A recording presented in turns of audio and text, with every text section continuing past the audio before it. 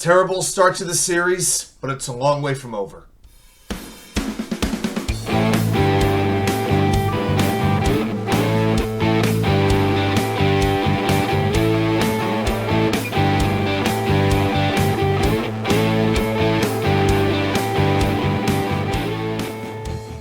And well, welcome back to New York Sports WickerMedia. I'm Watts UK99. Thank you, as always, for taking the time to watch these videos. So, the Knicks just wrapped up Game 1 against Miami from Madison Square Garden. Lost the game 108-101. And by no means was this a good day at the Garden, losing home court advantage. But I will say this. As disappointing as this outcome is, I still feel the Knicks are going to win this series. Now, we're going to talk about this game a little bit and just how poorly the Knicks executed. I feel like the Knicks played one of their worst games they have played in weeks when they had something to play for.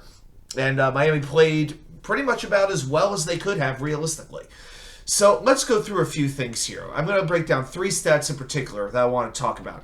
3-point shooting. Miami shot 13 for 39 from downtown, so they made a third of their shots. The Knicks made 7 of 34. So I'll tell you what, even though the Knicks had the higher overall field goal percentage, they could not hit an outside shot to save their lives. And when the game was going in the Knicks' favor, they were driving to the hoop, they were, then dishing it out, making mid-range jumpers, making short floaters. That's what Brunson does well. That's what Barrett does well. That's what Hart does well. And when they can't do that, Miami then started to collapse right in front of the basket. They dared the Knicks. They said, we are not going to let you drive to the hoop. They dared the Knicks to beat them outside, and the Knicks could not deliver the goods.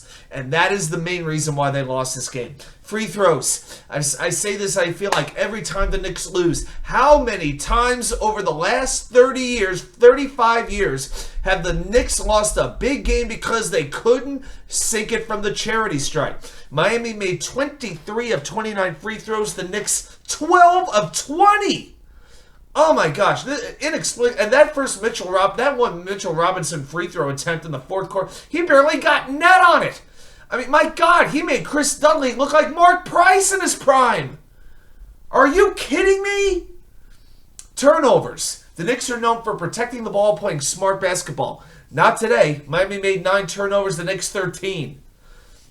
And if you look at the Miami stats, Gabevincent, who I barely even knew his name up until a couple of days ago, made 5 of 12 three-pointers, 20 points. Kyle Lowry, came out of Social Security to make 5 of 12 from the field, 3 of 6 from three-point range, 18 points, 6 assists.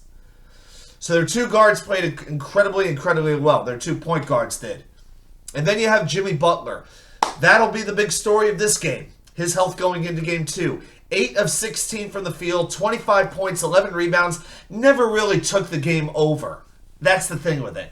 But then he did roll his ankle late in the fourth quarter. Eric Spoelstra chooses to leave him in the game. And for whatever reason, the Knicks are not attacking Butler's ankle. They did not make a move. It seemed like wherever Butler was on the court, the Knicks would go the opposite direction. I don't understand what those players were thinking, what Brunson was thinking, what Barrett was thinking.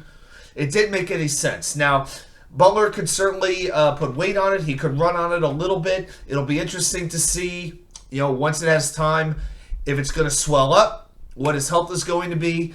And I'll tell you this, Julius Randle, he has to play game 2. I don't care. If he can at least jog on that ankle, he is needed. You know what? Obitoppin had a big opportunity in this game to really establish himself. And I know he shot 7 of 15 for 18 points. He had 8 rebounds as well. But again, the Heat dared Obitoppin to beat them.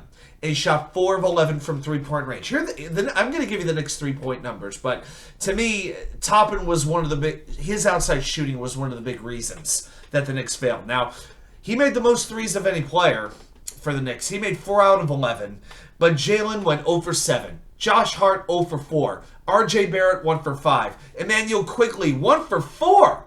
Although the one he did make was a pretty sweet bang from the wing that somehow went off the backboard and in. I don't know how he did that, but it was pretty sweet to watch. Quentin Grimes 1 for 3. RJ Barrett 26 points, Jalen Brunson 25 points. But the bottom line is this: Randle's outside shooting is needed at this point. The Knicks need Randle to win this series. Now, if Butler's hurt, It's going to be very interesting to see how limited he's going to be going forward. The long rest is definitely going to help both players.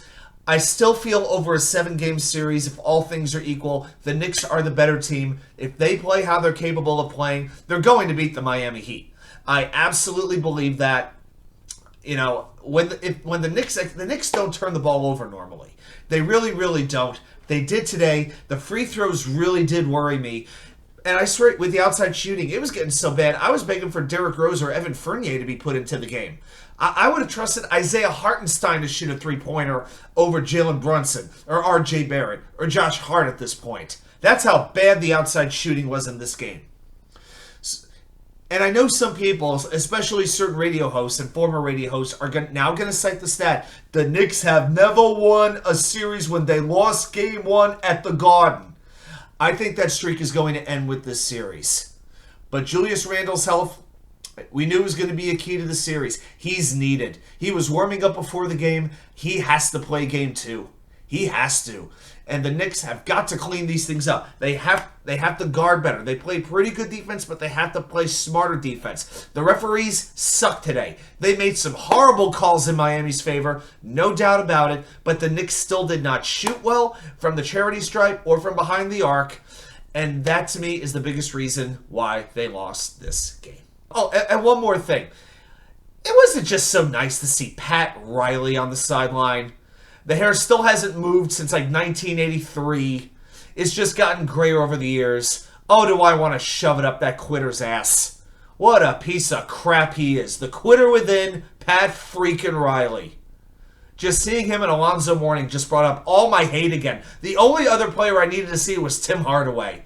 Oh, did I want to throw up. Oh, but, you know, Aaron Rodgers, hey, he worked it for the Rangers, not for the Knicks. Well, that's all we're going to do for today. Thanks, everybody, for watching. I'll see you right back here with more content from you know where.